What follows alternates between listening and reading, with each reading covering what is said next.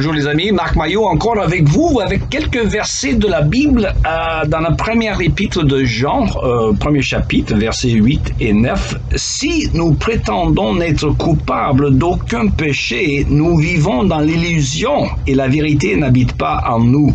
Si nous reconnaissons nos péchés, il est fidèle et juste et par conséquent, il nous pardonnera nos péchés et nous purifiera de tout mal que nous avons commis.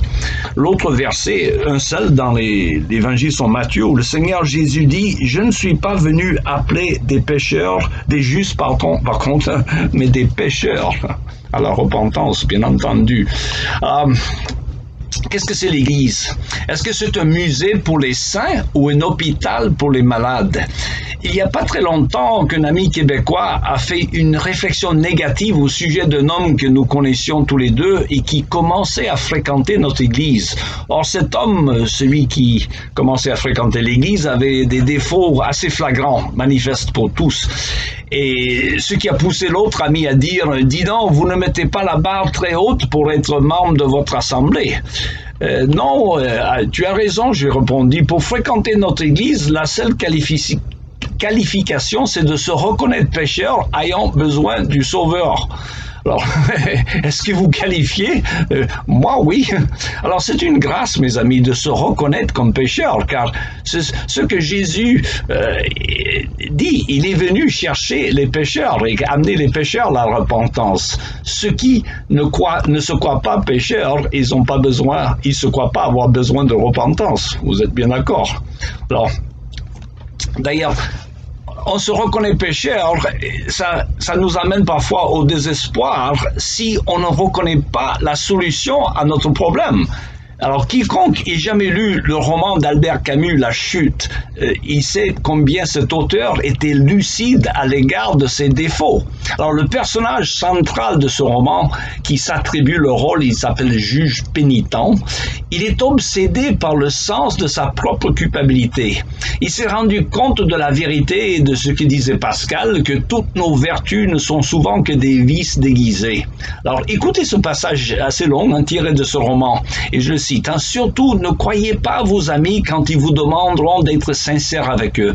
Ils espèrent seulement que vous les entretiendrez dans la bonne idée qu'ils ont d'eux-mêmes en leur fournissant d'une certitude supplémentaire qu'ils puiseront dans votre promesse de sincérité. Chacun exige d'être innocent à tout prix, même si pour cela il faut accuser le genre humain et le ciel.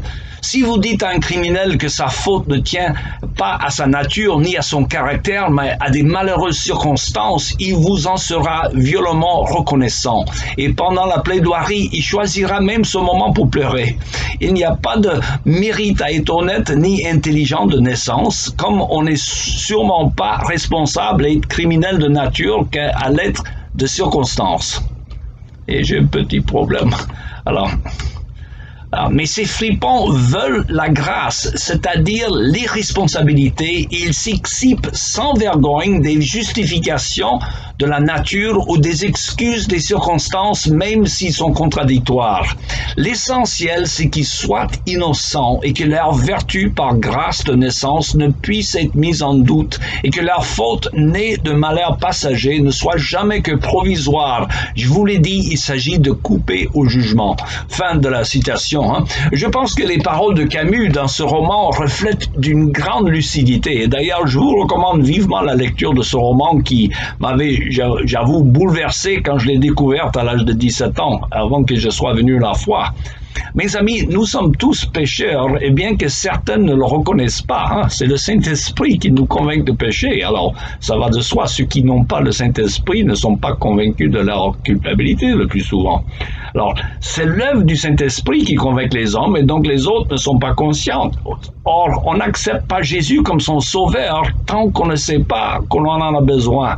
Alors Blaise Pascal disait qu'il n'y a que deux sortes d'hommes, les uns pécheurs qui se croient justes et les autres justes qui se savent pécheurs.